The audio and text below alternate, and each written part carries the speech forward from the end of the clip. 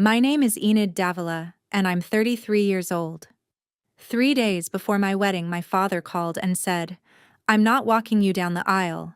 Your sister doesn't want you to have that kind of attention." My mother laughed coldly and added, "Just walk alone.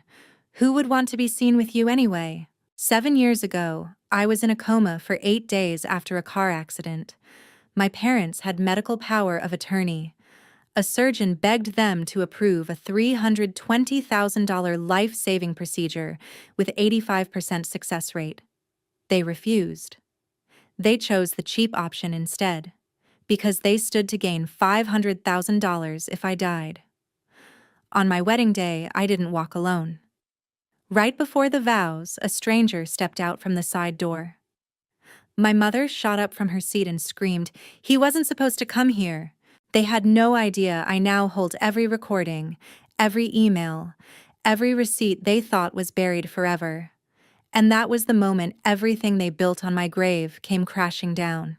Before I go any further, if this story is already making your blood boil and you're clenching your fists in anger, please take a moment right now to smash that like button and subscribe. It really helps this channel bring more stories like this to light. Also, drop your location and the current local time in the comments below. 7 years ago, March 15th, 2019. I was 26. I remember the impact. The other driver ran a red light. Then nothing. I woke up 8 days later in St. Vincent Medical Center in Pittsburgh. My parents were standing by the bed. They didn't smile. They looked disappointed. But the sterile smell of disinfectant and the beeping of machines brought everything rushing back in fragments. My head throbbed like someone was hammering nails into my skull. I tried to speak, but my throat felt like sandpaper. A nurse adjusted my IV and said gently, "Take it slow, honey. You've been out for over a week." My mother leaned closer, her perfume clashing with the hospital scent. "The doctor said it was touch and go. We've been here every day, you know." Her voice carried that familiar mix of duty and annoyance. My father just nodded, arms crossed, staring at the monitor as if calculating how much this stay was costing. I wanted to thank them, but something in their eyes stopped me. It wasn't relief I saw. It was something colder. Like they had already prepared themselves for a different outcome.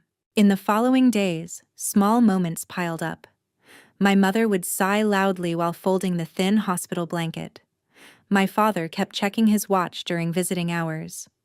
When physical therapy started and I cried from the pain of trying to stand, Natalie texted instead of visiting, "Hope you feel better soon. Work is crazy." Those tiny cracks were there, but I told myself it was just stress. Families handle trauma differently, right?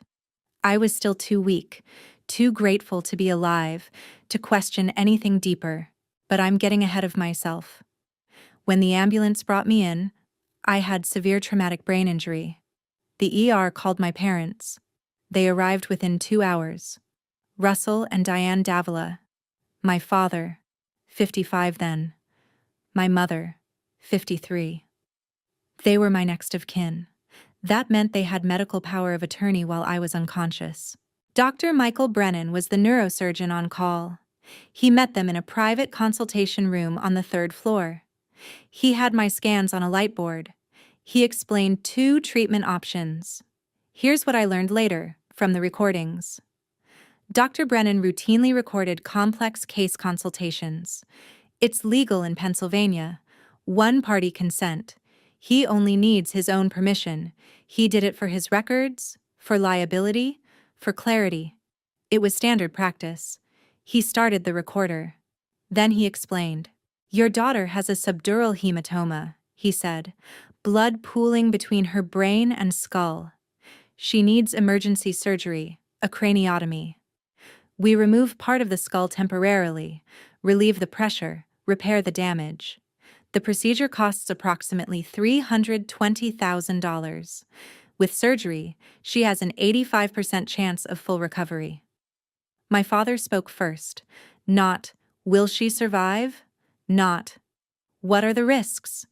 He said, "What happens if she doesn't make it?" Dr. Brennan paused. Without surgery, the pressure will likely cause permanent brain damage or death within 48 to 72 hours. My mother. How long before we'd know? Another strange question. Most parents ask about the surgery, about their child, not about timelines. Dr. Brennan explained recovery. Weeks of ICU, months of therapy, gradual improvement. Then my father asked the third question. The one that made Dr. Brennan's hand move to double-check his recorder was running. What's the cost difference between the options? Dr. Brennan hesitated. There's a conservative approach, high-dose medication to reduce swelling, close monitoring. It costs around $45,000, but I don't recommend it. The odds are much lower, maybe 30% survival, and survivors often have lasting impairment. My parents asked to think about it. They left the consultation room. Dr. Brennan stood there looking at his recorder. He'd been doing this for 25 years. He knew when something was wrong. Financial questions before medical ones. That's not how parents react. He kept the recorder in his coat pocket. He followed them into the hallway. Stood near the vending machines, within earshot. Legal. My mother's voice. How long before we know if she's going to wake up? Dr. Brennan's voice. We'll know more in 48 to 72 hours. Then my mother, quieter, to my father. It would be better if she doesn't wake up. The insurance. My father. Don't. Not here. Footsteps walking away. Dr. Brennan stood there. He played it back on his recorder. Just to be sure, he'd heard it correctly. He went back to my parents. I need your decision. They chose the conservative treatment, the $45,000 option. Dr. Brennan asked them to sign the consent forms. They did. Then he did something that cost him 18 months of his career. He operated anyway. He performed the craniotomy, the $320,000 procedure. Without their permission. He saved my life. I was in a coma for 8 days, March 15th through March 22nd. On day 8, I opened my eyes. My parents were there. My mother was checking her phone. My father was staring at the window. When the nurse said I was waking up, they both turned. My mother said, "Well, you're awake." Not, "Thank God." Not, "We were so worried." Just, "Well, you're awake." My father looked away. He said, "We should call Natalie." Natalie, my sister, 2 years older than me, the good daughter, the one who never caused problems, the one who didn't cost $320,000. The nurse smiled at me. She said, "You're very lucky. Dr. Brennan is an excellent surgeon." My mother's face went tight. "Dr. Brennan did a surgery we didn't authorize. We're looking into it." I didn't understand. I was too weak. I closed my eyes. But Dr. Brennan's recorder had been running, and he kept every file. I spent 6 weeks recovering in the hospital. Physical therapy, cognitive therapy, learning to walk again without getting dizzy. My parents visited every day. They played the part. Devoted mother and father. My mother posted on Facebook about her miracle daughter, but I noticed small things. The way my father's jaw tightened when the bills came. The way my mother changed the subject when anyone mentioned Dr. Brennan. My sister Natalie visited twice. Both times, she seemed annoyed. "Everyone's so focused on you," she said once. "It's exhausting." I was discharged in late April 2019. I moved into a small studio apartment, $680 a month. I lived on disability payments while I recovered. Those first months in the studio apartment were brutal. Pennsylvania's disability payments barely covered rent and medication. I learned to stretch a week's worth of groceries into 2. The headaches never fully went away. Bright lights or loud noises could trigger them instantly. I had to relearn how to balance my checkbook because numbers sometimes swam on the page.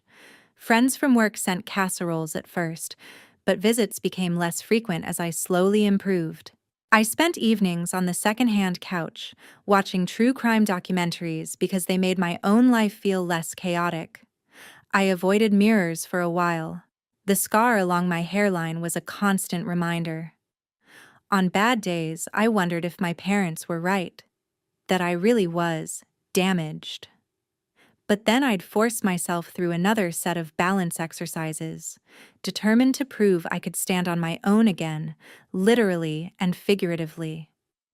The isolation made me observant. I started noticing how my family's conversations always circled back to money, never to how I was actually feeling. In June, Natalie called. "Mom and Dad are helping me with something," she said. "I registered as a family caregiver. For you. Through Medicaid. It's for people who help family members recover. I'll get reimbursed for the time I spend helping you." I said, "You don't need to do that." She said, "It's already done. It'll help me out financially, and it's the least I can do after everything." I didn't think much of it. I was focused on recovery, on walking without a cane, on not forgetting words mid-sentence. What I didn't know, Natalie filed her first claim in June 2019. She claimed she provided personal care services, bathing, dressing, medication management, transportation. 840 hours per quarter at $10 per hour.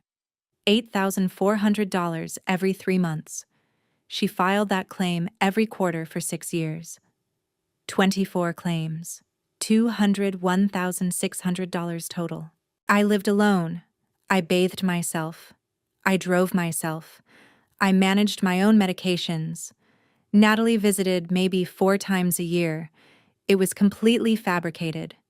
And it was Medicaid fraud. Federal crime. But I didn't know that yet. In July 2019, my parents filed a lawsuit against Dr. Brennan. They claimed he'd performed an unauthorized surgery, that he'd endangered my life, that he'd violated their rights as medical decision-makers. They hired a lawyer. They got an expert witness. A psychiatrist named Dr. Gerald Hampton. He wrote an evaluation of me. He said I had lasting cognitive impairment likely resulting from surgical complications. Dr. Hampton never met me. He never examined me. He wrote the evaluation based on a phone call with my father. He was paid $25,000 for his signature. I found out later, Dr. Hampton did this a lot. In 2021, the Pennsylvania Medical Board revoked his license. They found he'd billed insurance companies for psychiatric evaluations in 14 cases where he never examined the patients. Total fraud, $340,000. But in 2019, he was still practicing, and his evaluation helped my parents' case. The lawsuit went to the Pennsylvania Medical Board first. In November 2019, they suspended Dr. Brennan's license for 18 months. He couldn't practice medicine. He could keep his degree, but he couldn't work. Then the malpractice case went to civil court. In the depositions I read later, my mother testified, Dr. Brennan did not respect our wishes as her parents and medical decision-makers. My father testified, "We felt the surgery was too aggressive. We would have preferred palliative care." Palliative care. That means comfort care, end-of-life care. They testified under oath that they would have preferred to let me die. In March 2020, the case settled. Dr. Brennan's malpractice insurance paid my parents $180,000. The money hit their joint account on March 22, 2020. 3 months later, in June, my sister bought a house. Natalie called me in June 2020. She was excited. "I bought a place, a townhouse on Ashwood Lane, 3 bedrooms. It's beautiful." I said, "That's amazing. How did you afford it?" She was an elementary school teacher. Starting salary, $52,000 a year. She said, "I've been saving, and Mom and Dad helped with the down payment. They said I deserved it after taking care of you." The house cost $425,000. The down payment was $180,000. Exactly the amount of the settlement. In September, Natalie threw a housewarming party. I saw the photos on Facebook. There were maybe 50 people, extended family, friends, even Dr. Hampton, the psychiatrist who'd written the fake evaluation. My mother's Facebook post, New Beginnings. My father gave a toast. Someone told me about it later. He raised his glass and said, "To smart financial decisions." I wasn't invited to the party. When I asked my mother why, she said, "It was just close family. You weren't feeling well, remember?" I wasn't sick. I just wasn't wanted. The next 4 years, 2020 through 2024, were a blur. I worked as a medical billing specialist at St. Vincent Medical Center, the same hospital where I'd been a patient. I processed insurance claims. I saw billing codes every day. I knew how to spot fraud. I knew what a craniotomy cost. I knew what Medicaid paid for personal care services. I processed cases just like mine, just like my sister's. I never thought to look at my own family. I lived in my $680 a month studio. I drove a 2011 Honda Civic with a cracked windshield. I ate ramen twice a week. Natalie drove a Subaru Outback. She posted photos of her house on Instagram. #blessed. She took vacations to Myrtle Beach, to the Outer Banks. She bought furniture from Pottery Barn. Every 3 months, like clockwork, she filed another caregiver claim. Another $8,400 deposited into her account. I saw her maybe once every few months. Family dinners at my parents' house, Thanksgiving, Christmas. She was polite, distant. If I tried to talk about the accident, about recovery, she changed the subject. My parents were the same. They told everyone I'd struggled mentally since the coma, that I had memory issues, that I was paranoid. At Thanksgiving 2023, my cousin mentioned Dr. Brennan. I heard his license got restored. Good for him. My father went pale. My mother gripped her wine glass so hard I thought it would shatter. My mother said, fast, "That man should never practice medicine again." Then she turned to me. "Enid, are you still seeing that therapist? You know therapy can create false memories." Natalie jumped in. "Who wants pie? I brought pumpkin and apple." Later, I heard my mother on the phone in the bedroom. Her voice was low. He better not try to contact her. But I didn't know who he was. I didn't know what she was afraid of. Not yet. In September 2023, I met Tyler Brooks, 35. We met at a friend's wedding. He was funny, kind. He made terrible jokes. He played acoustic guitar badly and admitted it. He worked as a healthcare compliance attorney. He specialized in medical fraud, insurance fraud, HIPAA violations. We started dating. By March 2024, we were engaged. I was happy. For the first time in years, I felt like maybe I deserved something good. I told my parents. They said congratulations. But there was something in their eyes. My father checked his phone. My mother smiled too tight. I set the wedding date, March 15th, 2026. 7 years after the accident. I thought it would be symbolic. A new beginning. I asked my father if he'd walk me down the aisle. He said yes. But he didn't sound happy about it. September 2024. I was helping my parents downsize. They were moving to a smaller house. My father was retired. Postal worker pension, $3,200 a month. They needed to cut costs. I was cleaning out their attic. Boxes of old papers, tax returns, medical bills.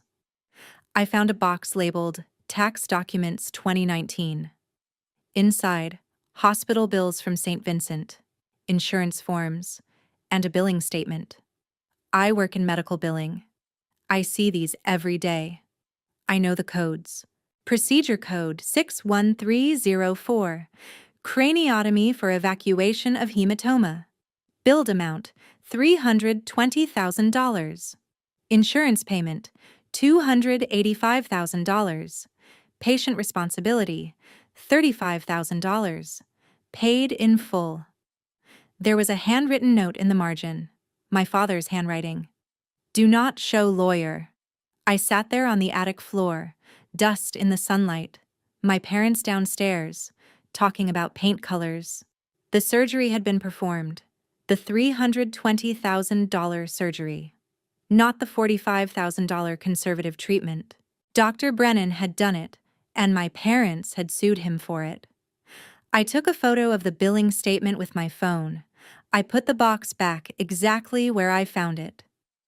That night, I Googled, Dr. Michael Brennan malpractice lawsuit, Pittsburgh.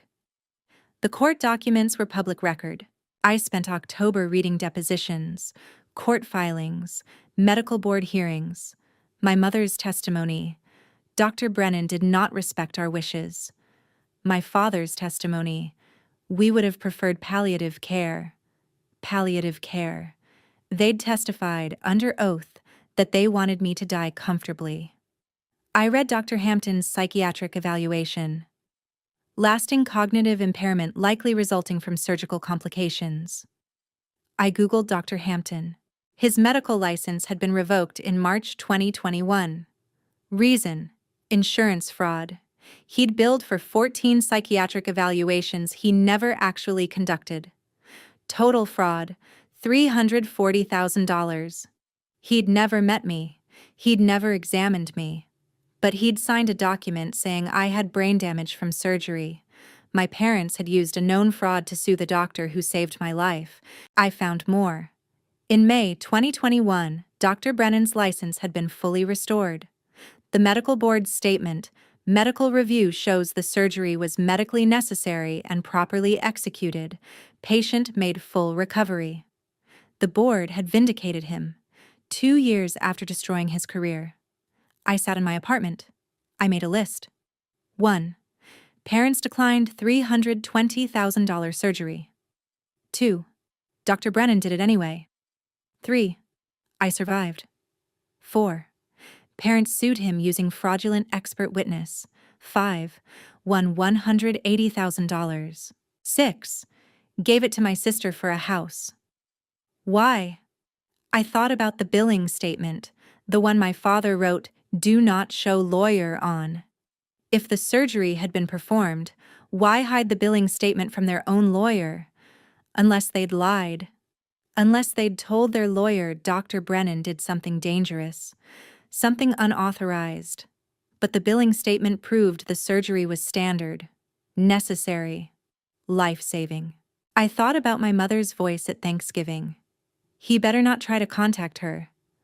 Dr. Brennan knew something. I searched for his contact information.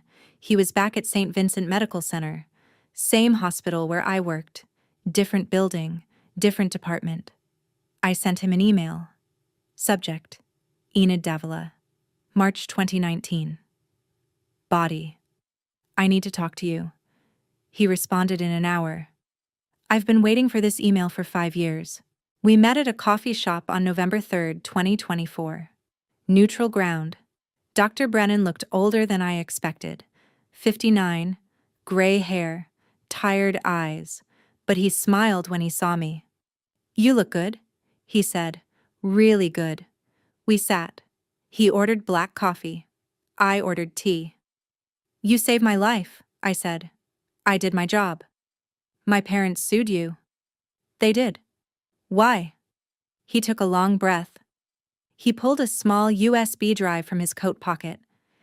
He set it on the table between us. I record my consultations, he said. Complex cases. It's legal in Pennsylvania. I only need my own consent. I've done it for 25 years. For liability. For clarity. I nodded. When I met your parents, I recorded the consultation. I explained the surgery. I explained the risks. I explained the conservative option. He paused. Your father's first question wasn't, will she survive? It was, what happens if she doesn't make it? I felt cold. Your mother asked, how long before we'd know? Your father asked about the cost difference, not about your recovery, not about the risks, about money. He pushed the USB drive toward me. I kept the recorder running. I followed them into the hallway. I was standing by the vending machines. I was part of the conversation. One-party consent. It's legal. What's on the recording? Your mother said, "It would be better if she doesn't wake up." The insurance. The coffee shop was loud. People talking. Espresso machine hissing. But I couldn't hear any of it. Insurance? You had a life insurance policy through your job. $500,000. Your parents were the beneficiaries. I knew that. I'd set it up when I started working. Standard. Next of kin. If you'd died from the accident, they would have gotten $500,000 tax-free. But if you survived, especially with the expensive surgery, they'd get nothing. Just bills. So they chose the cheap option and hoped I'd die. I can't prove intent, he said, but I can prove what they said, what they chose, and what I did. You operated anyway. I took an oath. First, do no harm. Letting you die when I could save you. That was harm.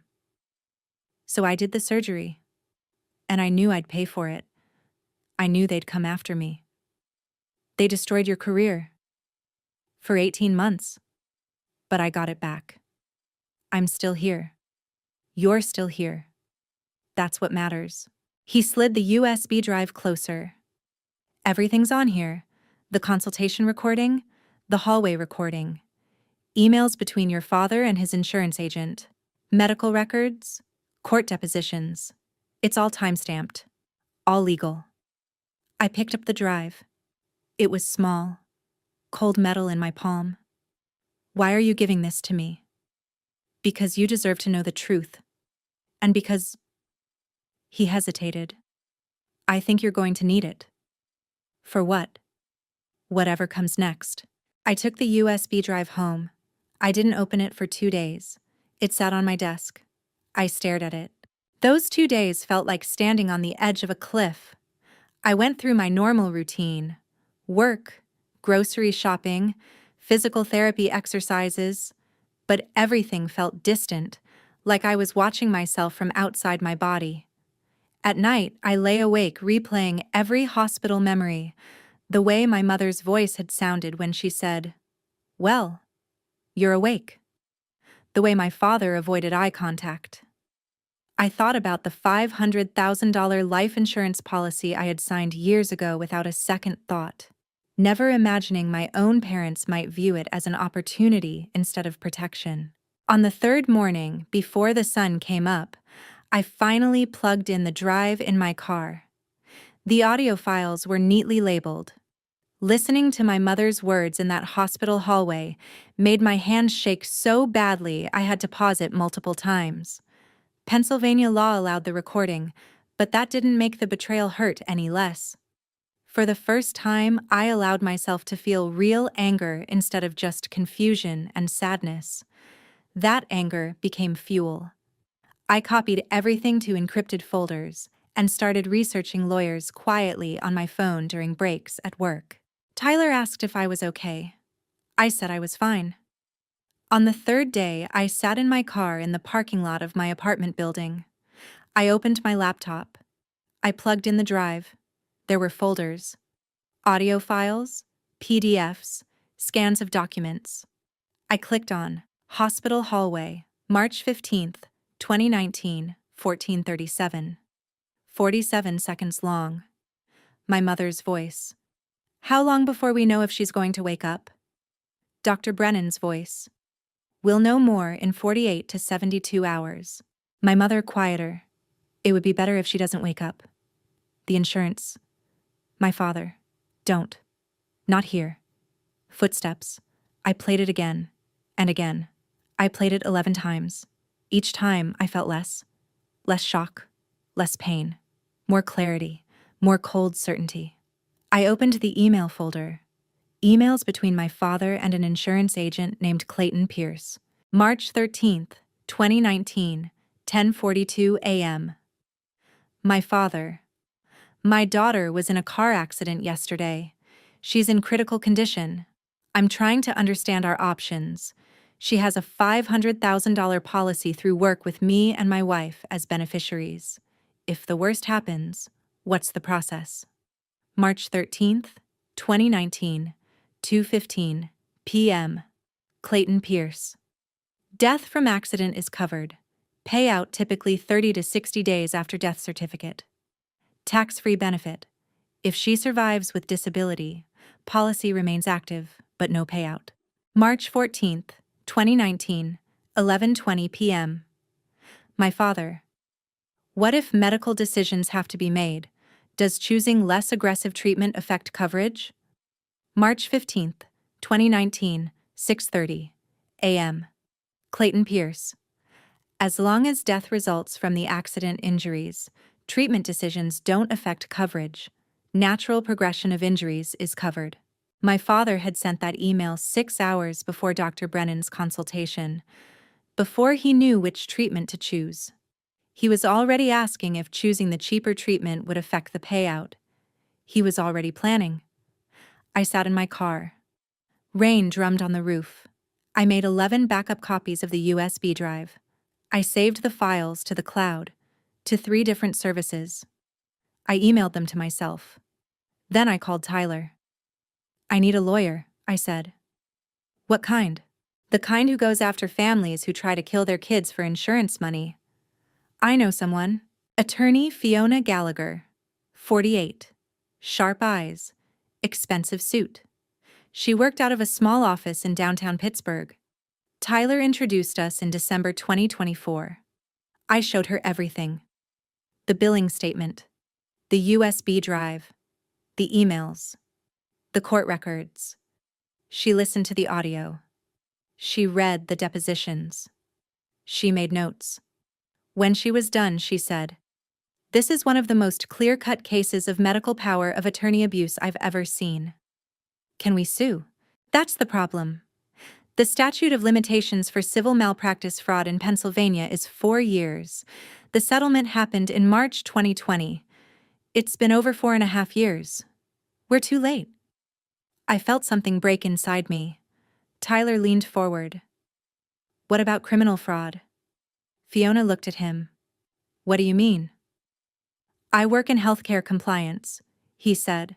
Criminal fraud has a longer statute in Pennsylvania. 10 years for felonies over $100,000. Fiona went still. You're right. She pulled out her laptop. She started typing. Insurance fraud, financial exploitation of a dependent adult, perjury in court documents, criminal statutes. Let me check. She read for 5 minutes, then she looked up. We can file criminal charges. The statute is 10 years. And if they're still benefiting from the fraud. She looked at me. Your sister. You said she lives in the house they bought with the settlement money? Yes. Is she still claiming to be your caregiver? I froze. I don't know. Find out. I called Medicaid. I said I wanted to check if anyone was filing claims on my behalf. The woman on the phone said, "Let me look." Yes. Natalie Davila, registered caregiver. She's filed quarterly claims since June 2019. Most recent claim, December 2024. What services is she claiming? Personal care, 840 hours per quarter. Bathing, dressing, medication management, transportation. I lived alone. I drove myself. I worked full-time. Natalie hadn't helped me with anything in years. How much has been paid out? Let me calculate. $201,600 total. $201,600. My sister had been committing Medicaid fraud for 6 years, using my name, claiming she was caring for me, while I lived independently. Federal crime. Ongoing. No statute of limitations. I hired a forensic accountant, Allison Kent. She traced everything. The settlement money from my parents' account to Natalie's house down payment, the quarterly Medicaid deposits into Natalie's account, the tax returns where Natalie claimed the caregiver income. Every claim was fake. Every service was fabricated. Every signature was fraud. And Natalie was an elementary school teacher. Teaching license required a background check. A fraud conviction would mean automatic revocation. She'd lose her house, her career, everything. I felt nothing. Fiona filed motions to unseal the insurance company's investigation. In May 2020, Nationwide had investigated my father. They'd found suspicious emails. They'd interviewed hospital staff. Dr. Brennan had filed a report. The insurance company's conclusion: insufficient evidence for criminal referral, but suspicious indicators present. They'd offered my father a choice: pay back $85,000 and sign an NDA, or face a full investigation and potential police involvement. My father chose the payback. June 2nd, 2020. He paid $85,000. They sealed the records. But NDA doesn't override criminal investigation.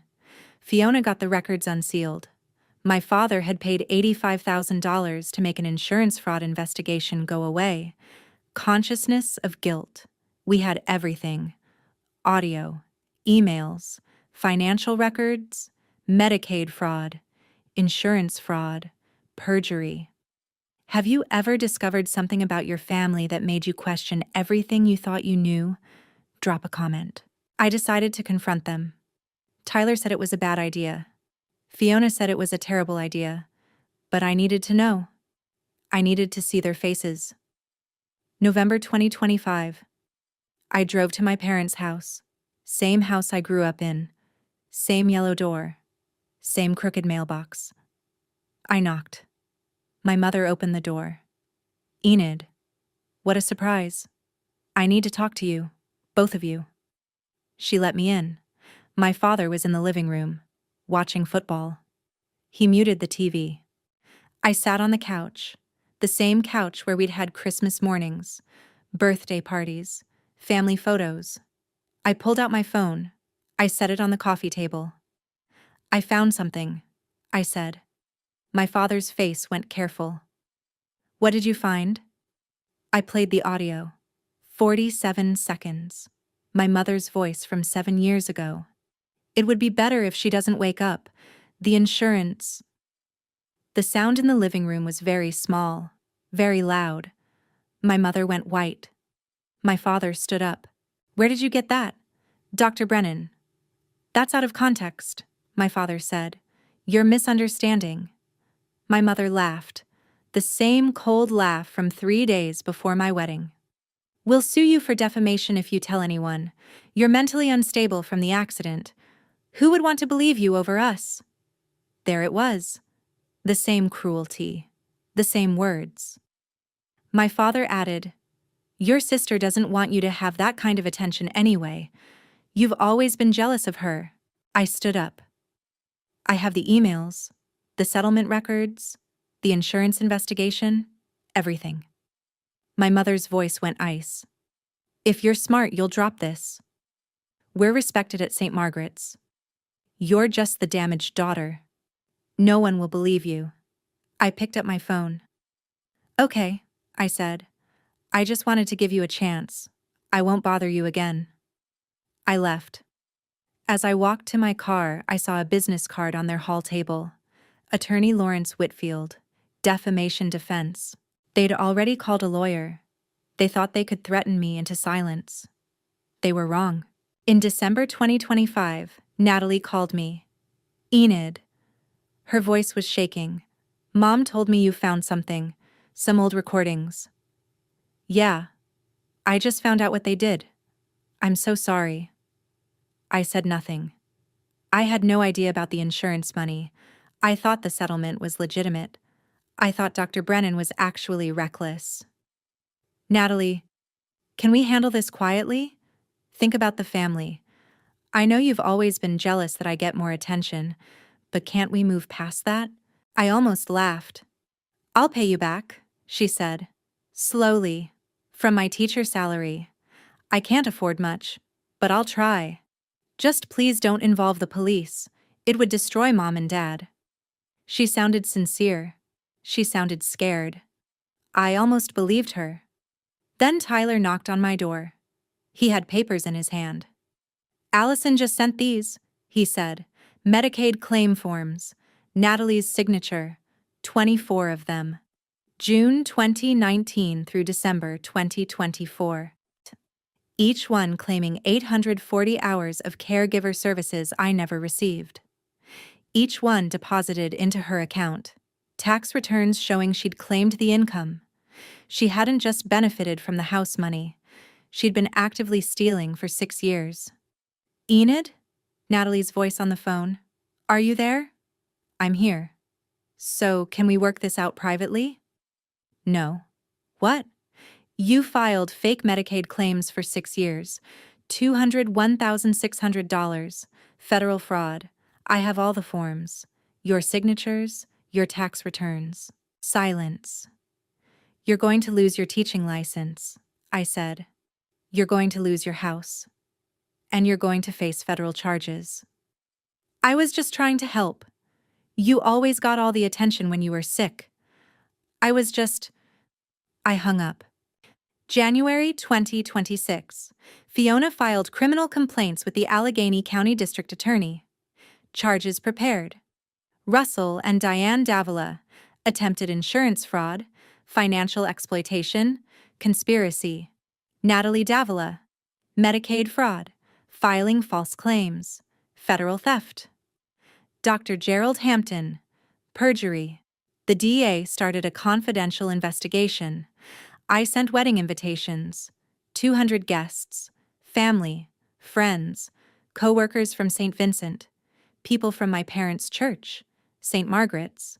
I deliberately invited people who had known my family for years, colleagues who had sent flowers during my recovery, church ladies who had prayed for me, extended relatives who always commented on how blessed my parents were. Tyler thought it was risky, but I wanted witnesses who could see the truth with their own eyes. I spent extra time writing personal notes on a few invitations, mentioning how important it was for me to have the full support of my family on this special day. Meanwhile, I worked with Fiona to prepare the evidence boards professionally, clean timelines, highlighted emails, bank transfers, and Medicaid claim summaries. We rehearsed the exact order of revelations so nothing felt chaotic. The wedding planner thought I was unusually calm for a bride. She had no idea I was planning 2 ceremonies that day, one for love and one for justice. The night before the wedding, Tyler and I sat on our balcony. He held my hand and said, "You don't have to do the public part. We can handle this privately." I shook my head. They tried to bury me quietly. I'm not giving them the same courtesy. For the first time in 7 years, I slept through the night without nightmares. I also contacted a journalist, someone who covered medical abuse cases for the Pittsburgh Post-Gazette. I finalized the plan with Tyler. Evidence boards, audio playback, process server. Tyler asked, "Are you sure?" "Yes. It's going to be public. Permanent. There's no taking it back." Good. March 12th, 2026. 3 days before the wedding. My father called. "Enid, I need to talk to you about the wedding." "Okay." "I'm not walking you down the aisle." I said nothing. "Your sister doesn't want you to have that kind of attention. It would be uncomfortable for her." "I see." My mother's voice in the background. She took the phone. She laughed. That cold, sharp laugh. "Just walk alone. Who would want to be seen with you anyway?" I felt something settle in my chest. Something final. "I understand," I said. "See you at the wedding." I hung up. Tyler looked at me. "Are you okay?" "I'm perfect. Now I know exactly what I'm doing is right." What do you think happened when Enid's mom saw Dr. Brennan walking her down the aisle? March 15th, 2026. My wedding day? Morning. I was calm. Focused. My hands didn't shake. Tyler's best man asked if I was nervous. I said no. The venue. The Pennsylvania Grand Ballroom. 200 guests. White flowers. String quartet. Everything I'd planned. I wore a simple dress. Nothing extravagant. I'd paid for it myself. I had one bridesmaid, My college roommate. She knew everything. She was ready. Tyler stood at the altar in his suit. He looked scared, excited. He knew what was coming. The music started. The side door opened. Dr. Michael Brennan stepped out. He wore a dark suit. Gray tie. He looked calm. My mother shot up from her seat in the front row. She screamed. He wasn't supposed to come here. Every head turned. Dr. Brennan walked toward me. He offered his arm. Ready? He said. Yes. We walked down the aisle together. My mother was still standing. My father pulled her down, whispered something urgent. Natalie was in the second row. Her face was pale. We reached the altar. Dr. Brennan squeezed my hand once, then he sat in the front row, right next to where my parents should have been. The ceremony was short. Tyler and I said our vows. We meant them. The officiant said, I now pronounce you husband and wife. We kissed. Applause. But I could see my parents. They looked like they wanted to run. We walked back down the aisle, into the reception hall. Dinner was served. People ate, talked, laughed. Then Tyler stood. He tapped his glass. Before we do toasts, he said, Enid has something she'd like to share. I stood. I walked to the microphone. Thank you all for coming, I said. I want to tell you a story. About 7 years ago. The room went quiet. In March 2019, I was in a car accident. I was in a coma. My parents had medical power of attorney. A surgeon recommended emergency brain surgery. It cost $320,000. My parents declined. They chose a cheaper option. I could see my mother trying to stand. My father pulled her down. What my parents didn't tell anyone, I said, is that I had a $500,000 life insurance policy. They were the beneficiaries, and they were calculating payout timelines before they made their medical decision. Murmurs in the crowd. The surgeon, Dr. Brennan, performed the surgery anyway. Without permission. He saved my life. My parents sued him. They won $180,000. They used that money to buy my sister a house. I nodded to Tyler. He hit a button on his phone. The sound system came alive. My mother's voice, 7 years old, echoing through the ballroom. How long before we know if she's going to wake up? Dr. Brennan's voice. We'll know more in 48 to 72 hours. My mother. It would be better if she doesn't wake up. The insurance. My father. Don't. Not here. 47 seconds. The room was silent. Then someone gasped. My mother screamed, Turn it off. But it had already played. I continued. That recording was made legally by Dr. Brennan. He's been keeping it for 7 years, waiting. 2 staff members rolled out display boards, evidence boards. Allison Kent had made them. Email chain between my father and the insurance agent. Hospital billing showing the surgery was performed. Settlement check, $180,000. House purchase, Natalie Davila, down payment $180,000. And a third board, Medicaid fraud claims. 24 quarterly forms. Natalie Davila, caregiver. Total paid, $201,600. Services never provided. Natalie started crying. A man in a suit walked up to my parents' table. Process server. Russell Davila? Diane Davila? My father stood. Yes? You've been served. He handed them each an envelope. Official. Thick. Then he turned to Natalie. Natalie Davila? She was sobbing. Yes? You've been served. Criminal charges, insurance fraud, Medicaid fraud, conspiracy, perjury. My mother tried to stand. Tyler's groomsmen, all lawyers, were standing near the exits. Polite, firm. Someone in the crowd was taking notes. The journalist from the Post-Gazette. Several people from St. Margaret's Catholic Church were there. They'd seen my mother every Sunday. Front row. Volunteer. Devoted mother. Now they knew. I went back to the microphone. My sister claimed to be my caregiver for 6 years. She filed fake Medicaid claims. She stole $201,600 from federal programs meant for people who actually need help. She's an elementary school teacher. She'll lose her license. Natalie stood. I was just trying to help. You always got all the attention when you were sick. I was just... You filed 24 fraudulent claims, I said. That's not helping. That's theft. My father tried to speak. This is all... You paid an insurance company $85,000 in 2020 to make a fraud investigation go away, I said. I have the sealed records. They've been unsealed for this case. My mother finally found her voice. Who would believe you? But it sounded hollow.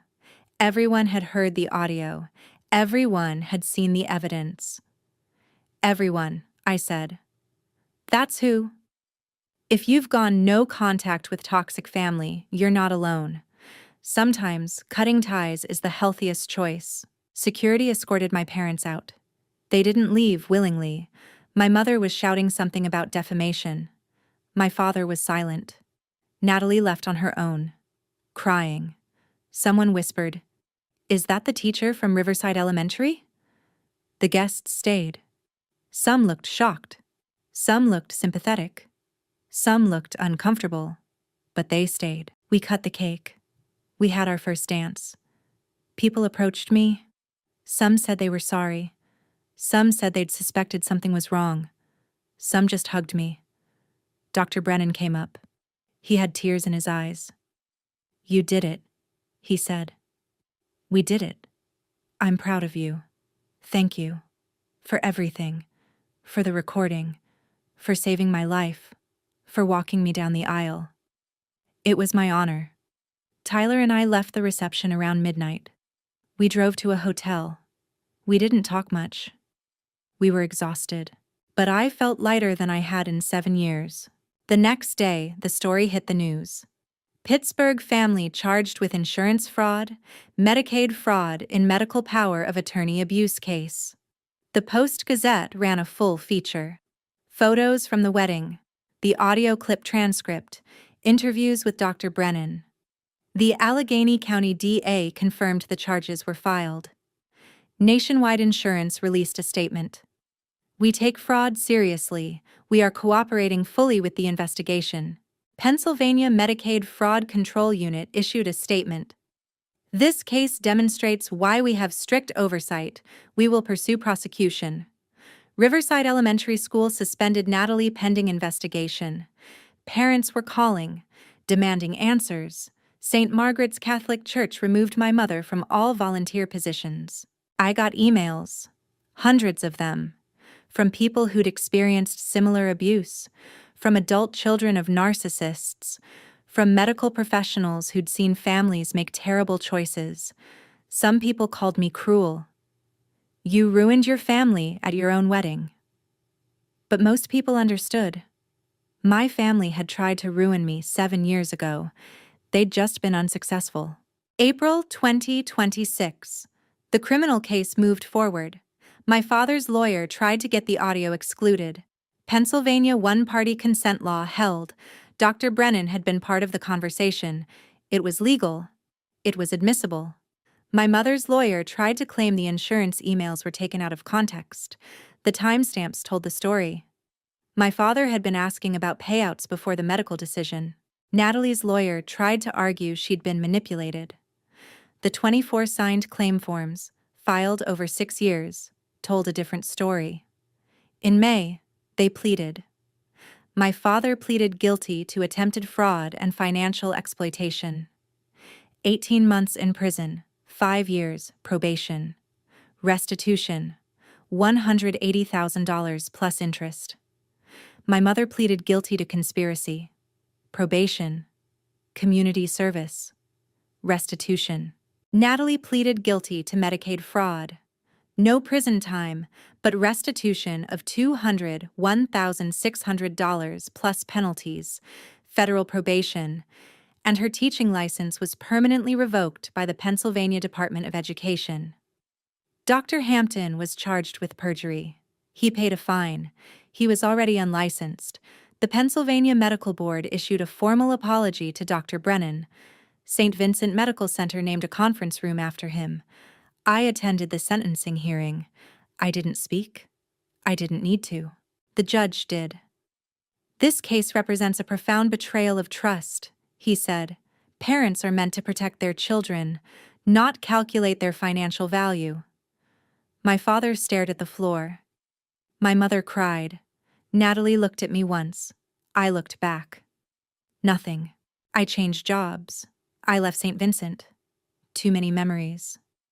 Tyler's law firm hired me as a medical billing consultant. I review cases. I find patterns. I catch fraud. I'm good at it. I spent 5 years processing claims without knowing I was a victim. Now I help other people get justice. Tyler and I bought a house. Small, 3 bedrooms. We have a dog. Golden retriever named Copper. Dr. Brennan comes for dinner once a month. We call him family. He is. I haven't spoken to my parents since the wedding. I blocked their numbers, changed my address. They tried to send letters. I returned them unopened. Natalie sent one email. "I'm sorry. I was scared. I made bad choices." I didn't respond. Some people think I'm cold, unforgiving. But I spent 7 years being gaslit, being told I was paranoid, being told I was damaged, being told no one would want to be seen with me. I spent 7 years watching my sister live in a house bought with blood money, watching her file fake claims using my name, watching my parents attend church and play the devoted parents. I gave them one chance, private confrontation. They laughed in my face. They threatened me. They used the same cruel words they'd used my whole life. So I chose truth. Public truth. Not revenge. Justice. 7 years ago, my parents chose money over my life. They stood in a hospital hallway and said it would be better if I didn't wake up. They testified under oath that they would have preferred palliative care. They sued the man who saved me. They took the settlement money and gave it to my sister. They let her file fake Medicaid claims for 6 years. They called me damaged, paranoid, unstable. They told me no one would want to be seen with me. On my wedding day, I didn't walk alone. Dr. Michael Brennan walked me down the aisle. The man who chose to save me when my own parents wouldn't. I played their words for 200 witnesses. I showed the evidence they thought was buried. I watched them get served with criminal charges. And then I danced with my husband. I cut my cake. I started my new life. Everything they built on my grave came crashing down. 7 years ago, they made their choice. Today, I made mine. I choose myself. I choose truth. I choose the family I built, not the one I was born into. I work with medical fraud cases now. I help people who were exploited, who were gaslit, who were told they were crazy when they knew something was wrong. I use my medical billing training, the same training that let me recognize the fraud, the same work I did every day while I was a victim. Now I'm a survivor. Dr. Brennan is my honorary father. Tyler is my husband. Copper is our dog. And I'm finally free. The recordings are public record now. The court documents, the evidence boards, everything. Sometimes I get messages from people who've heard my story. They tell me theirs. We talk about cutting ties, about choosing peace over family obligation, about the difference between forgiveness and enabling. I don't regret it. Not the investigation, not the wedding exposure, not the no contact. I regret that it had to happen. I regret that my parents valued money over my life, but I don't regret fighting back. They thought they could bury the truth. They thought I'd stay quiet. They thought I'd believe them when they said I was damaged, when they said no one would want me. They were wrong. I'm not damaged. I'm not crazy. I'm not unworthy of attention. I'm someone who survived, who collected evidence, who found allies, who stood up in front of 200 people and told the truth. I'm someone who walked down the aisle with a man who risked his career to save my life. I'm someone who said vows to a man who believed me when no one else did. I'm someone who built a life on my own terms, and I'm finally free.